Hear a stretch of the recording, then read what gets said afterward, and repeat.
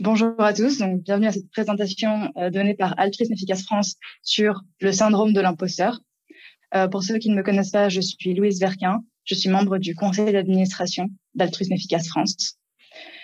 Et donc si vous connaissez l'Altruisme Efficace, vous connaissez peut-être également l'organisation 80 000 heures qui se concentre sur aider les gens à utiliser leur carrière pour faire le plus de bien possible.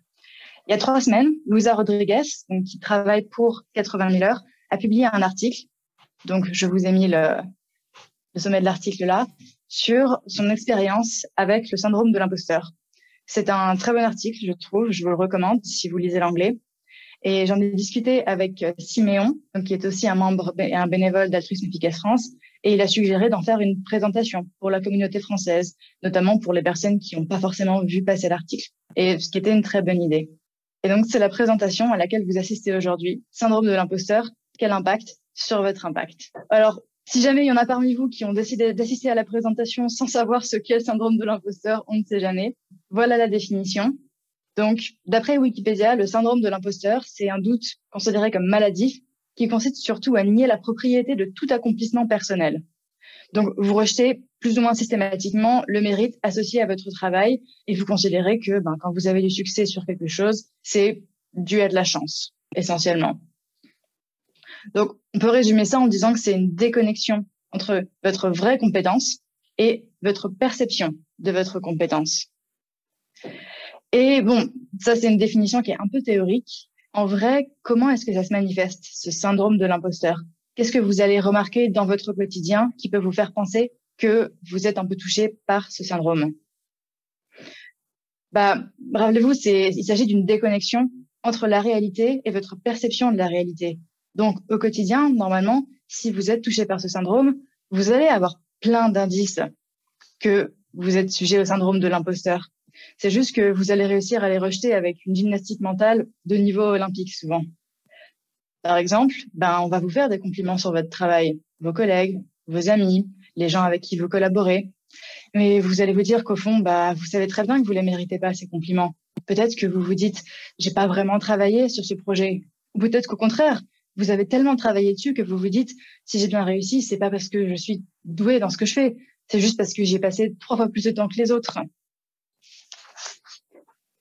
Ou bien vous allez avoir des accomplissements que d'autres personnes vont juger impressionnants. Vous êtes dans une très bonne école, vous avez un titre impressionnant au travail, ou bien vous avez des expériences de volontariat qui ont fait du bien autour de vous, vous avez des projets personnels qui sont impressionnants. Mais bon, vous savez bien qu'au fond, c'est juste que vous avez eu de la chance. Ou bien c'est une erreur que quelqu'un a fait de vous laisser entrer dans l'école dans laquelle vous êtes. Ou bien vous vous dites, c'est vrai que c'est impressionnant sur le papier. Mais au fond, moi qui l'ai fait, je sais très bien que c'est pas si impressionnant que ça lorsque je le vis. Et ce qui est drôle, c'est que si je vous prends, que je vous clone et que je vous parle des accomplissements de votre clone, vous allez trouver ça impressionnant. Il n'y a pas de souci quand c'est les autres. Mais c'est quand il s'agit de vous que vous avez un biais. Ou bien peut-être que vous êtes systématiquement entouré de personnes qui sont bien plus compétentes que vous. Je ne sais pas comment vous vous débrouillez. Vous considérez que vous n'êtes pas très compétent, que vous êtes un imposteur, et vous êtes toujours entouré de personnes qui sont plus compétentes que vous et qui, c'est curieux, considèrent que vous avez votre place ici. Ces personnes ne vous considèrent pas comme trop compétentes. C'est juste vous qui êtes persuadé que tout le monde autour de vous est plus compétent. Ça, c'est un gros morceau. Vous avez constamment peur qu'on vous démasque. Vous savez bien au fond de vous que vous n'êtes pas si intelligent, que vous n'êtes pas si compétent comparé aux autres, que si les autres vous perçoivent comme intelligent ou compétent, c'est parce que vous les dupez, c'est parce que vous êtes très doué pour faire semblant. Et ça, c'est drôle. C'est que vous savez que vous êtes moins intelligent que les gens qui vous entourent et que vous les dupez en permanence, mais en même temps, vous êtes tellement malin que personne ne se rend compte que vous les dupez. Il y a un paradoxe. Et enfin, c'est stressant d'avoir le sentiment d'être un imposteur. Vous avez peur de prendre des risques parce que tout risque que vous prenez, c'est une chance supplémentaire d'exposer cette incompétence que vous êtes persuadé d'avoir. Du coup, vous faites pas tout ce que vous pourriez faire, tout ce que vous voudriez faire même, parce que vous avez peur. Si vous vous reconnaissez dans au moins un de ces symptômes, je vous encourage à faire le questionnaire de Clance, donc qui est une espèce de questionnaire où vous notez des questions de 1 à 10, il me semble, et à la fin, vous obtenez un score qui vous dit à quel point c'est probable que vous soyez sujet au syndrome de l'imposteur. Alors, le syndrome de l'imposteur, est-ce que c'est commun? Euh, alors, vous, évidemment, si je fais un sondage parmi vous que je vous demande, bon, a priori, vous êtes un échantillon plutôt biaisé, vous assistez à une présentation qui s'appelle littéralement syndrome de l'imposteur. Mais dans le reste de la population, est-ce que c'est commun? Il semblerait que oui, oui, que ce soit plutôt commun. Alors, les chiffres sont pas extrêmement précis sur le syndrome de l'imposteur. Et une méta-analyse de 62 études qui a trouvé que la proportion dans la population allait de 9% à 80%. Alors, ça fait beaucoup. Alors, j'ai pas lu la méta-analyse moi-même, il faudrait que je le fasse. Mon hypothèse, ça va pas vous surprendre, c'est que ça doit être sûrement très commun d'avoir quelques symptômes du syndrome de l'imposteur, mais c'est plus rare d'avoir un syndrome de l'imposteur qui soit vraiment débilitant. Donc, en fonction des critères que les études ont appliqués, effectivement, on doit trouver des résultats assez différents dans la population. Bon, du coup, pour résumer, on peut dire que le syndrome de l'imposteur, c'est sans doute pas une histoire de oui, j'ai le syndrome de l'imposteur ou non, j'ai pas le syndrome de l'imposteur. C'est plutôt un gradient. Ça va de je suis pas sûre de mériter cette promotion que j'ai eue au travail à je suis une personne horrible, je dupe tous mes proches, je travaille 80 heures par semaine parce que je suis terrifiée à l'idée de faire la moindre erreur. Donc bon, voilà, ça va de 1 jusqu'à 10. Et pour ce qui nous préoccupe, au sein de l'altruisme efficace, à quel point est-ce que ce syndrome est courant?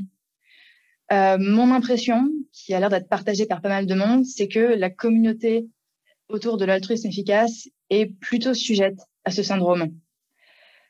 C'est dur de savoir si c'est plus ou moins sujet à ce syndrome que le reste de la population. Mon intuition, c'est que ça l'est plus, mais ne me citez pas là-dessus. J'ai pas de données pour appuyer ça. Après, même si j'ai pas de données, ça m'empêche pas d'avoir quelques hypothèses sur les facteurs qui pourraient être liés à ça. Déjà, le fait que la communauté autour de l'altruisme efficace, elle peut être un peu intimidante. Si vous êtes allé notamment dans des grandes conférences internationales, il y a beaucoup de gens dans cette communauté qui sont allés à Oxford, à Cambridge, au MIT, qui ont lancé des entreprises assez jeunes, beaucoup de gens qui sont assez impressionnants. Et du coup, c'est facile de se dire, mon Dieu, mais moi, je me reconnais pas là-dedans. J'ai pas du tout l'impression d'être aussi impressionnant que ça. Enfin, qu'est-ce que je fais là, en fait? Donc ça peut jouer. Un autre facteur, c'est que on voit surtout ce qui est le plus impressionnant chez les autres. Parce que si vous travaillez dans une équipe, dans votre boulot avec quelqu'un, vous voyez les erreurs de la personne. Parfois, vous lui faites remarquer, ah tiens, il y a ce point-là, je pense que tu devrais le présenter d'une autre façon. Donc c'est facile de voir que même si le produit final est super bon, oui, le processus, tout le monde fait des erreurs, tout le monde bafouille un peu. Mais si tout ce que vous voyez du reste de la communauté, ce sont des posts extrêmement qui ont été relus 5 ou 6 fois sur l'EA Forum, donc le forum phare entre guillemets de l'altruisme efficace, à ce moment-là, c'est facile d'avoir l'impression que toutes ces personnes, tout ce qu'elles font en longueur de journée, c'est produire des posts excellents sur plein de sujets auxquels vous auriez jamais pensé. Et vous voyez pas derrière tout le travail, les relectures, etc. Une autre possibilité, c'est que si une personne veut faire le plus de bien possible avec sa carrière, si une personne se considère comme appartenant à un mouvement de l'altruisme efficace, c'est pas absurde de se dire que ces personnes ont peut-être des exigences assez élevées en termes d'impact. Elles attendent beaucoup d'elles-mêmes parce qu'elles se disent qu'elles ont une possibilité de faire du bien dans le monde. Donc, il y a une espèce d'exigence morale qu'on applique à soi-même. Et à ce moment-là, si on a des critères de réussite qui sont trop élevés, c'est facile de se dire qu'on pourra jamais les atteindre. Et du coup, de se dire, j'arrive pas à atteindre mes objectifs, je suis un imposteur. Et un dernier critère, c'est la possibilité que les personnes qui sont intéressées par l'altruisme efficace soient peut-être des personnalités plus sujettes à l'anxiété. Par exemple, des personnes qui sont très perfectionnistes. Tout le monde n'est pas non plus égal face au syndrome de l'imposteur. Donc, par exemple, il y a quelques informations qui laissent à penser que ça peut être un peu plus commun chez les femmes. D'ailleurs, ce serait intéressant de regarder les participants de cet événement et de regarder un peu la démographie. Et c'est aussi un syndrome qui semble s'atténuer avec l'âge. Peut-être que c'est juste parce qu'on est plus stable avec l'âge, qu'on se préoccupe moins de ce genre de choses. Et au sein de la communauté de l'altruisme efficace, c'est possible que certaines populations soient plus touchées, notamment les personnes les moins représentées, qui vont peut-être plus facilement avoir l'impression d'être un imposteur parce qu'elle se retrouve moins dans la communauté. Et donc, au sein de l'altruisme efficace, les personnes les moins représentées, ça peut être les femmes, ça reste une communauté qui est à légère dominance masculine. Les minorités ethniques, il y a un problème dans cette communauté où effectivement, c'est peut-être un peu trop blanc européen. Les personnes qui viennent pas de pays anglo-saxons, dont l'anglais n'est pas la langue maternelle, c'est le cas de la grande majorité des personnes qui sont présentes ici, où ça nous demande un effort de lire du contenu en anglais, d'interagir en anglais par rapport aux natifs. Ou bien les personnes qui viennent tout simplement pas de pays anglo-saxons, ou même les personnes qui n'ont pas un profil technique ou philosophique. C'est une blague au sein de la communauté que tout le monde est ingénieur, tout le monde a codé dans sa vie. Et donc, si vous êtes quelqu'un qui vient, par exemple, d'un milieu artistique, ça peut être facile de se dire, mais je comprends pas le langage que ces gens utilisent, de se sentir un peu dépassé. Pour moi, c'est une raison supplémentaire de faire des efforts pour diversifier la communauté et pour rendre la communauté aussi accueillante que possible pour toutes les personnes qui ont les mêmes valeurs. Alors maintenant, pourquoi est-ce qu'on voudrait lutter contre le syndrome de l'imposteur? Oui, la question paraît bizarre. On peut se dire, oui, c'est évident que je veux lutter contre le syndrome de l'imposteur. Mais ça vaut quand même le coup, à mon avis, de repréciser pourquoi. La raison standard, si vous tapez syndrome de l'imposteur sur Google et que vous cherchez des articles là-dessus, ça va être que ça vous rend malheureux. Voilà, personne n'aime avoir la sensation d'être un imposteur. Personne n'aime vivre en étant stressé à l'idée d'être démasqué en permanence. Mais bon, aujourd'hui, j'aimerais bien prendre un angle un peu différent. Certes, le syndrome de l'imposteur, c'est négatif pour vous dans votre vie, mais j'aimerais aussi défendre l'idée que ça affecte votre capacité à faire du bien dans le monde, ce que j'appelle votre impact altruiste. Et ça, c'est un point de vue qu'on voit beaucoup moins dans les articles de psychologie, que voilà, ça peut vous empêcher d'atteindre votre, on va dire, potentiel altruiste, d'aider autant de monde, autant de créatures que vous le voudriez. Alors, est-ce que je suis en train de dire que lutter contre votre syndrome de l'imposteur, c'est une responsabilité morale? Peut-être, un petit peu, si ça peut vous aider à trouver de la motivation. Je pense que oui, on peut dire ça. Alors, la première conséquence du syndrome de l'imposteur, ça va être sur vos choix de carrière. Donc, pour rappel, le nom de l'organisation 80 000 heures, c'est qu'en moyenne, on consacre 80 000 heures au cours de nos vies à notre carrière. Donc, 80 000 heures, ça fait des différences d'impact. Si vous choisissez une carrière à plus haut impact versus une carrière avec un impact beaucoup plus faible. Alors, toutes les carrières, en plus, sont pas égales en termes de possibilités de faire le bien. On va tous avoir des opinions différentes sur les carrières qui permettent de faire le plus de bien selon quelle carrière nous correspond le plus. Voilà, typiquement, moi, j'avais une carrière d'ingénieur, je suis en train de transitionner parce que je me rends compte que je suis pas une super ingénieure, en fait. Et que du coup, même si c'est une carrière qui, sur le papier, peut avoir un bon impact, moi, si ça me correspond pas, je vais pas avoir un très bon impact. Bon, et en vrai, même si on a tous donc des désaccords sur les carrières qui ont le plus d'impact, c'est pas controversé de dire que certaines carrières font plus de bien que d'autres. Voilà, le site de 80 000 heures, typiquement, ne recommande pas la carrière de trafiquant d'armes. Le problème du syndrome de l'imposteur, c'est qu'il peut influencer votre choix de carrière et notamment votre ambition en la matière. Peut-être que ça vous est arrivé, que vous avez entendu parler d'un travail qui avait l'air très, très intéressant, qui avait l'air d'avoir un super impact. Peut-être que c'était être directeur d'un nouveau projet, ou bien, je sais pas, chief of staff, ou bien peut-être de faire du marketing, de la communication sur un sujet important. Et c'est possible que vous vous soyez dit, non, mais ce poste, il est super important, mais il est trop important pour moi. Moi, je suis qu'un imposteur. Moi, si je postule, déjà, on va me refuser. Et si jamais par mégarde on m'accepte, ça va être une catastrophe. Je vais causer plein de dommages. Et on arrive à une sorte de cercle vicieux où vous voyez un travail dont vous vous dites, ça peut avoir un super impact. Vraiment, faudrait que je postule. Et tout le monde autour de vous vous dit, mais oui, postule. Sauf que vous vous dites au fond de vous, mais je suis pas assez douée pour ce travail. C'est pas dans mon échelle. Moi, je joue pas dans cette catégorie. Vous vous dites, mais si en plus je postule, c'est ridicule. Ils vont bien voir que moi, j'ai pas fait Cambridge ou ce genre d'école. Du coup, je vais être rejetée. Et du coup, vous osez pas, vous procrastinez et vous finissez par jamais postuler parce que vous avez peur d'être rejeté. Mais du coup, si vous faites ça suffisamment souvent, vous allez vous sentir mal parce que vous n'avez pas un boulot dont vous considérez qu'il a un impact aussi haut que ce que vous pourriez. Et du coup, vous vous dites, si j'ai pas un boulot qui a un tel impact, c'est juste parce que je suis pas assez compétent. Et du coup, parce que vous vous dites ça, vous ne postulez pas au boulot qui pourrait avoir de l'impact, etc. Vous voyez le cercle vicieux. Et même, imaginons que vous entendiez parler d'un projet qui a l'air intéressant, ou même vous ayez l'idée, vous, d'un projet qui a l'air intéressant. Par exemple, récemment, quelqu'un sur l'IA Forum se demandait si ce serait une bonne idée de lever des fonds pour acheter des mines de charbon, il me semble, et les reconvertir, histoire de lutter contre le réchauffement climatique. Alors bon, là, il a posté son étude sur le forum et il a compris que ce serait beaucoup trop cher. Ce serait vraiment extrêmement cher et qu'il y aurait des grosses barrières administratives parce qu'effectivement, les États n'ont pas trop envie que des gens débarquent, achètent toutes leurs mines de charbon et les ferment toutes. Mais au moins, voilà, il a étudié l'idée. Mais si vous avez des idées comme ça qui peuvent paraître un peu loufoques, mais qui ont peut-être du potentiel, vous risquez de vous dire, ouais, c'est une bonne idée, c'est un bon projet, il faudrait que quelqu'un le fasse. Mais pas moi, j'en suis pas capable. Et il y a cette tendance de se dire, ça peut pas être moi je peux pas. Alors qu'en fait, le projet, il peut très bien être fait par vous ou par quelqu'un d'autre. Mais c'est compliqué de le réaliser lorsqu'on est pris dans le cycle du syndrome de l'imposteur. Et je sais que ça m'est arrivé d'avoir des idées de projet et juste de me dire, ouais, ce serait super que quelqu'un le fasse. Il faudrait que quelqu'un se matérialise et le fasse. Ce serait vraiment super. Alors, je sais pas si vous connaissez Laura Pomarius. Alors, juste pour préciser, j'ai demandé à Laura si je pouvais mettre sa photo là, donc j'ai pas fait ça sans son accord.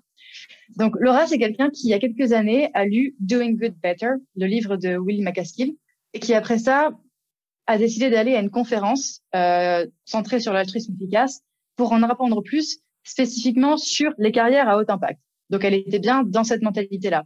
Et quand elle est arrivée, elle s'est dit, mon Dieu, mais tous ces gens sont beaucoup trop impressionnants. Et Laura, c'est une personne qui avait vraiment très, très bien réussi dans ses études, qui était dans un nouveau boulot depuis 3 mois et qui avait déjà reçu une promotion. Donc, c'est pas quelqu'un d'incompétent du tout. Mais elle se disait, ça peut pas être moi, non? Alors, aujourd'hui, Laura, elle est cofondatrice du Forethought Foundation, qui est un organisme de recherche sur les meilleurs moyens d'améliorer le futur à très long terme. Mais si elle en est arrivée là, c'est uniquement parce que d'autres personnes ont vu son potentiel. On lui a dit, fais un entretien carrière avec 80 000 heures. 80 000 heures lui a dit, postule à tous ces boulots. Ces boulots, certains l'ont accepté, ce à quoi elle ne s'attendait pas du tout. Et ensuite, quelques années plus tard, Will MacAskill s'est souvenu d'elle et lui a demandé de l'aide pour écrire un TED Talk sur l'altruisme efficace. Et le TED Talk s'est très, très bien passé.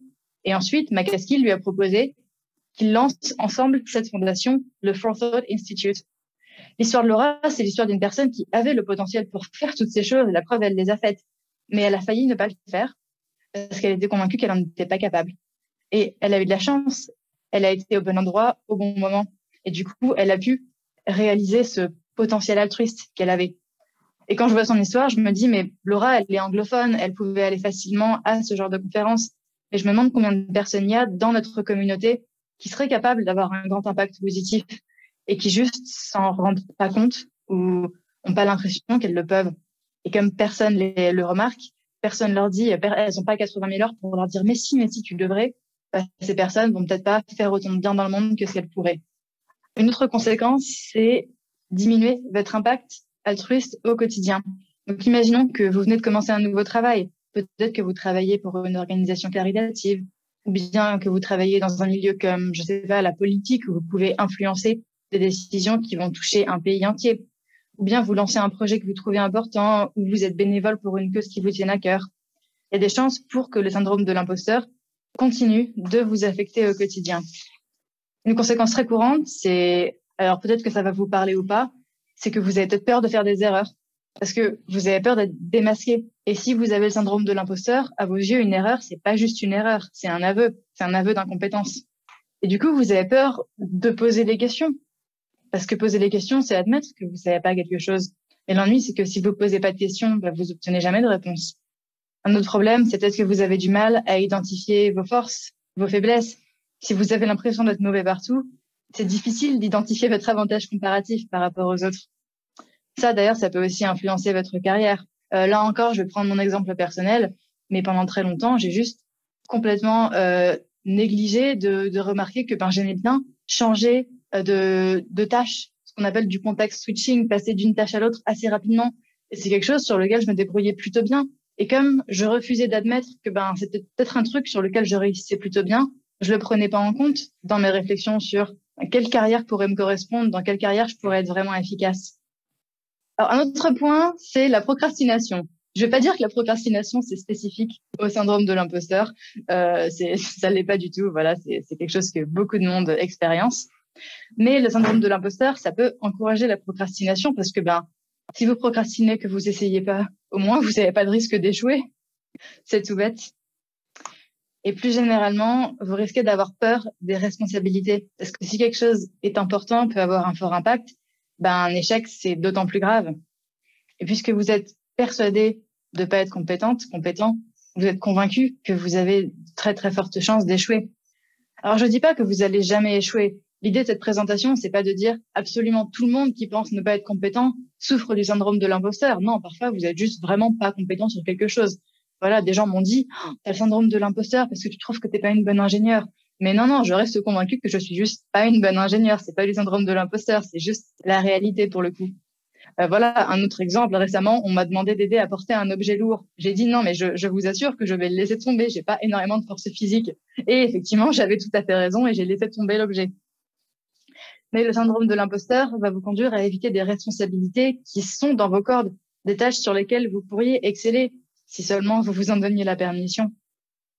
Et c'est facile d'entrer dans un cercle vicieux parce que vous perdez en efficacité au quotidien à cause du syndrome de l'imposteur. Et du coup, vous en concluez que vous n'êtes pas super efficace et donc que vous êtes bien un imposteur. C'est horrible, on ne sait pas comment s'en sortir. Mais si vous ressentez ça, vous êtes en bonne compagnie. Je vais vous présenter notre prochain exemple, notre prochain témoignage. Vous le connaissez peut-être. Il s'appelle Will MacAskill.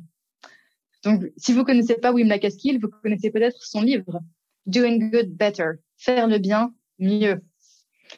Alors, Will MacAskill, c'est une personne qui est connue au sein du mouvement de l'altruisme efficace, qui est parfois appelé l'un des cofondateurs du mouvement. Et on croirait pas qu'il souffre du syndrome de l'imposteur parce que c'est quelqu'un qui est quand même reconnu pour son travail. Mais dans l'article de 80,000 Hours, 80 000 heures, il explique qu'il s'inquiète tout le temps de pas être assez intelligent. Il doit se forcer à écrire des posts sur l'EA Forum. Et quand il le fait, il a des rêves après pendant des semaines où il imagine que des gens lui disent « J'ai lu ton post sur l'EA Forum et vraiment j'ai perdu tout respect pour toi, c'était complètement nul. » Je veux dire, c'est quelqu'un qui pourtant a un historique d'avoir des opinions que beaucoup de gens trouvent intelligentes. Ou bien, par exemple, il va pas être convaincu par certains arguments sur l'ampleur des risques liés aux pandémies, par exemple, ou sur les risques liés aux intelligences artificielles. Mais comme il est persuadé de pas être si intelligent que ça, finalement, il va pas oser exprimer publiquement ses doutes. Will, c'est un exemple qui est marquant. Bon, lorsqu'on apprend qu'une figure phare du mouvement comme ça a l'impression parfois d'être un imposteur, de pas être assez intelligent, ça marque.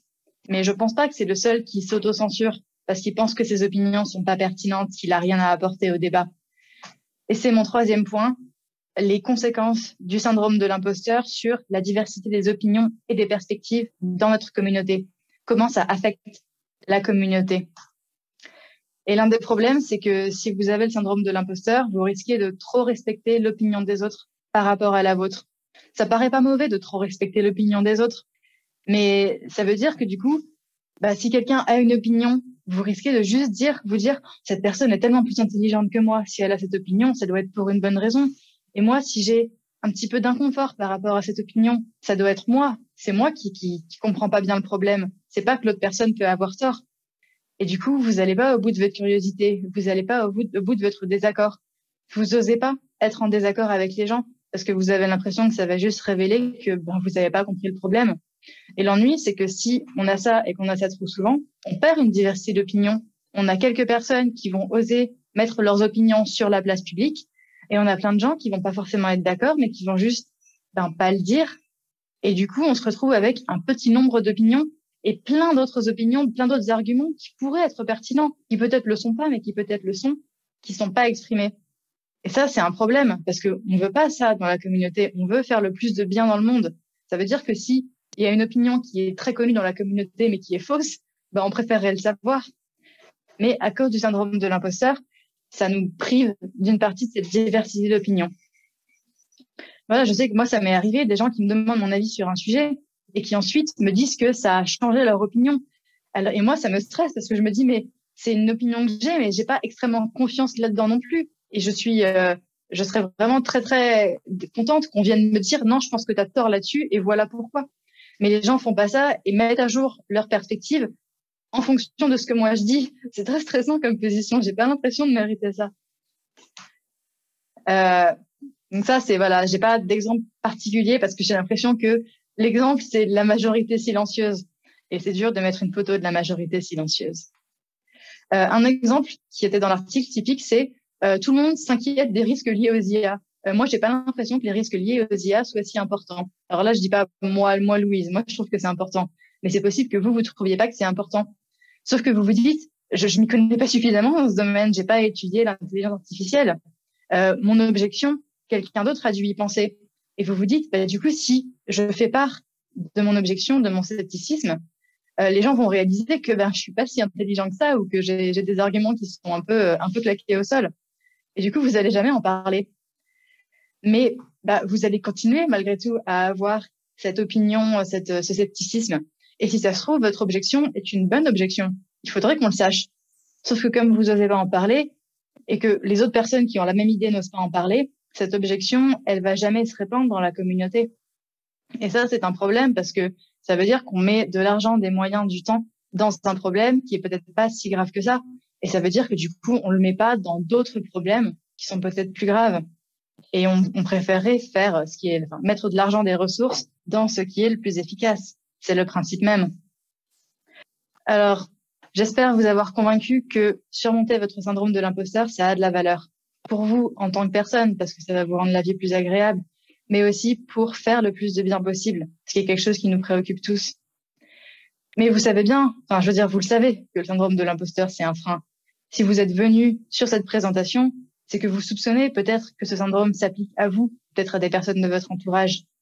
Et vous le savez, mais ça suffit pas à vous en débarrasser. Je veux dire, s'il suffisait de le savoir, je serais pas en train de donner cette présentation parce que tout le monde saurait s'en débarrasser. Alors pourquoi est-ce que c'est difficile de s'en débarrasser? Vous avez vu cette figure plusieurs fois, voilà, ce cercle, parce que c'est un cercle vicieux. Ça se renforce. Vous vous dites que vous êtes un imposteur, donc vous osez rien faire. Et du coup, comme vous faites rien, vous vous dites, je suis forcément un imposteur. C'est un genre de prophétie auto-réalisatrice. Alors, maintenant, on va passer à la dernière partie, celle qui, je pense, est le plus utile dans la présentation, qui est comment est-ce qu'on surmonte le syndrome de l'imposteur. Vous vous en doutez, j'ai pas une baguette magique, j'ai pas une solution miracle qui va faire que du jour au lendemain, vous allez réussir à prendre plein de risques au travail, vous allez réussir à poser toutes les questions que vous avez à poser, vous allez évaluer parfaitement avec une parfaite justesse vos forces et vos faiblesses. J'ai pas ça, malheureusement. Moi-même, je suis en train de donner cette présentation sur le syndrome de l'imposteur et pourtant, parfois, ça me paralyse encore. Et après coup, je me dis, mais non, mais je suis bête. Oui, je sais faire cette chose-là. C'était juste que j'étais paralysée par une croyance fausse. Mais je pense que ce que je peux vous dire ensuite va peut-être vous aider ou vous donner la motivation d'essayer d'agir contre le syndrome de l'imposteur. Alors, quelle solution il y a? Je vais lister les solutions là. Je vais passer dessus assez rapidement parce que c'est pas intéressant que je détaille ce que c'est que, je sais pas, les théories cognitivo-comportementales. Mais après la présentation, les slides seront partagés. Donc, je vous invite à revenir sur cette diapositive, à regarder s'il y a des éléments là-dedans qui peuvent s'appliquer à vous et à suivre les liens. Il y aura des liens. Pour commencer, il y a ce que j'appelle les solutions internes, des solutions plutôt de l'ordre de votre psychologie. La première, ça paraît bête, mais c'est de séparer votre estime de vous de votre compétence au travail ou de votre compétence intellectuelle. Parce que comme ça, vous aurez moins peur d'échouer. Parce que oui, si vous prenez des risques, que vous postez sur l'IA Forum, que vous faites des choses un peu nouvelles au travail, vous allez échouer. 100% de chance, 99,9% de chance, vous allez vous planter à un moment ou à un autre. La seule façon de jamais échouer, c'est de jamais rien faire. Et il faut être capable d'échouer sans pour autant que ça détruise complètement votre estime de vous. Une stratégie que moi j'ai trouvée utile, c'est d'imaginer le pire scénario possible, que effectivement vous échouiez et que on vous dise oh, t'as complètement raté ça. Et souvent vous vous rendez compte que oui c'est pas agréable à imaginer, mais c'est pas non plus la fin du monde. Le pire c'est pas d'imaginer le pire scénario possible, c'est quand vous l'imaginez même pas, que pour vous l'idée d'échouer c'est juste une espèce de nuage nébuleux à l'horizon qui vous paraît horrible. Une autre solution, c'est potentiellement si vraiment vous avez l'impression que ça vous bloque au quotidien, envisagez de voir un psychologue qui peut vous aider à travailler spécifiquement sur ça. Pas mal de gens recommandent ce qu'on appelle les TCC. En anglais, c'est CBT, les thérapies cognitivo-comportementales, qui ont une approche très identifier le problème, identifier des solutions, tester des solutions. Donc, c'est une approche qui parle bien aux gens qui sont très quantitatifs, qui aiment bien avoir je fais une hypothèse, j'ai des solutions, je teste mes solutions. L'article de 80 000 heures recommande 2 livres qui sont en anglais. Je pense pas qu'ils soient traduits. Si vous lisez l'anglais, ça peut être bénéfique. Le premier, c'est Overcoming Perfectionism, donc dépasser le perfectionnisme, surmonter le perfectionnisme. Et le deuxième, c'est surmonter une estime de soi trop basse. Donc voilà, les liens renvoient vers des endroits où vous pouvez acheter ces livres. Et il y a aussi une méthode qui vient des thérapies cognitivo-comportementales qui s'appelle STOP avec 2 P, qui est en gros lorsque vous avez l'impression d'être atteint du syndrome de l'imposteur ou bien que vous avez l'impression d'être paralysé, que vous osez pas par exemple faire une tâche en particulier. C'est chaque lettre correspond à une action que vous pouvez prendre. Donc vous arrêtez, vous posez un moment, respirez, ensuite analysez l'action, etc. Et certaines personnes ont trouvé que ce framework STOP les aidait lorsqu'ils avaient un moment où ils étaient vraiment paralysés par l'anxiété à cause du syndrome de l'imposteur. Ensuite, il y a des solutions externes, donc qui sont plutôt des interactions avec le monde autour de vous. La première, c'est juste parlez-en à vos amis. Si vous êtes sûrement pas seul à avoir des signes du syndrome de l'imposteur, et ça peut aider de se rendre compte que vous n'êtes pas seul dans cette situation. Une autre chose, c'est en parler à votre manager ou bien votre professeur principal si vous êtes encore étudiant, en parler à quelqu'un qui est censé évaluer votre performance pour que cette personne soit au courant du souci et puisse le prendre en compte. Autre chose, c'est de demander explicitement du feedback. Ça peut être à votre manager, ça peut être à vos professeurs. Si vous êtes bénévole, ça peut être aux personnes qui travaillent avec vous sur un projet. Et surtout, demander du feedback positif, mais aussi négatif. Ça, c'est un gros problème du syndrome de l'imposteur, c'est que vous allez demander du feedback et les gens veulent être gentils avec vous et vous disent du coup tous les trucs positifs. Sauf que si on vous dit que les trucs positifs, je veux dire, tout le monde fait des erreurs. Si tout ce que vous entendez, c'est du positif, vous allez vous dire, ouais, enfin là, je veux dire, je sais que j'ai fait une erreur évidente sur ce truc-là et tu m'en parles même pas. Ça veut dire que si je fais des erreurs, tu ne le diras pas. Du coup, je peux pas te prendre au sérieux. Ton feedback, je peux pas le prendre au sérieux. Je sais que ça m'est arrivé, j'avais des managers extrêmement positifs, mais du coup, je les prenais plus du tout au sérieux parce que je me disais, mais si je fais vraiment une erreur, tu me le diras pas. Donc, si ça se trouve, je fais plein d'erreurs et tu me le dis pas. Donc, si ça se trouve, je suis complètement nulle et personne ose me le dire. Du coup, pour éviter ça, je vous conseille de demander explicitement du feedback négatif et ne lâchez pas l'affaire. L'auteur de l'article de 80 000 heures, par exemple, Luisa Rodriguez, c'est ce qu'elle a fait. Et elle dit que elle a appris qu'elle était une chercheuse compétente, mais pas extraordinaire. Et c'était du feedback négatif. Et ça lui a pas fait plaisir à entendre, mais ça l'a aidé à se rediriger vers une carrière pour laquelle elle est vraiment très douée. Donc, l'analyse de données, la gestion de projet. Autre chose, c'est plus facile à dire qu'à faire, c'est prenez davantage de risques. Donc, par exemple, si vous êtes en train de postuler à un nouveau boulot, plutôt que de postuler qu'à des boulots que vous êtes sûr d'avoir, parce que c'est les boulots pour lesquels vous êtes surqualifié peut-être, mettez-vous dans l'état d'esprit de mon but, c'est pas d'être accepté. Mon but, c'est de recevoir au moins 20 refus. Et c'est un peu artificiel, mais ça vous permet de postuler plus facilement à beaucoup de boulots, même des choses pour lesquelles vous vous dites non, mais j'en suis pas capable. Parce que vous vous dites au moins ça compte pour un des 20 refus que je vais obtenir. Et comme ça, c'est moins émotionnellement compliqué de postuler. Et ça vous permet de réaliser que, à tous les coups, il va y avoir des boulots pour lesquels vous pensez que vous n'êtes pas qualifié et qui pourtant vont vous contacter et vous dire ah oui, ce serait bien que vous veniez, que vous passiez un entretien avec nous. Là, je donne l'exemple de la recherche d'emploi parce que je cherchais un emploi il n'y a pas si longtemps, mais vous pouvez appliquer ça à beaucoup d'autres situations. Et autre chose, c'est bien de prévoir des filets de sauvetage, par exemple, d'avoir des économies de côté. Parce que c'est facile de dire prenez des risques, mais si prenez des risques, c'est quitter votre boulot alors que vous n'avez pas d'économie, c'est pas un super conseil non plus. Donc si vous avez un filet de sauvetage, ça vous permettra de prendre des risques en ayant un peu plus de sérénité. Donc vous voyez, c'est pas des conseils qui vont être extrêmement rares ou des conseils auxquels vous auriez jamais pensé, mais ça vaut le coup de les lister là et de vous les rappeler, je pense. Ou bien, sinon, si vous êtes d'un naturel vindicatif, vous pouvez faire comme ce que ce tweet dit. Vous dites, si j'arrive pas à dépasser le syndrome de l'imposteur, eh bien, je vais devenir aussi bon qu'ils l'imaginent. Ils vont voir, tous ces gens. Voilà, si jamais vous êtes d'un naturel vindicatif, qui sait, ça peut vous aider. Et c'est avec ces suggestions que se finit la présentation. J'espère que ça vous aura été utile. J'espère que ça vous permettra de prendre des initiatives que vous n'auriez pas osé prendre, de partager des opinions que vous n'osiez pas partager, en vous disant que même si c'est une opinion un peu bête, c'est pas si grave au fond. Je veux dire, si vous avez de bonnes opinions, c'est forcément que vous avez aussi des opinions un petit peu bêtes. Personne ne peut réussir tout le temps. Voilà, comme dit ma mère, le seul moyen de jamais échouer, c'est de jamais essayer. Alors, les diapositives de la présentation seront postées sur l'événement sur Facebook. Elles sont également mises à disposition sur le Discord d'Altruisme Efficace France.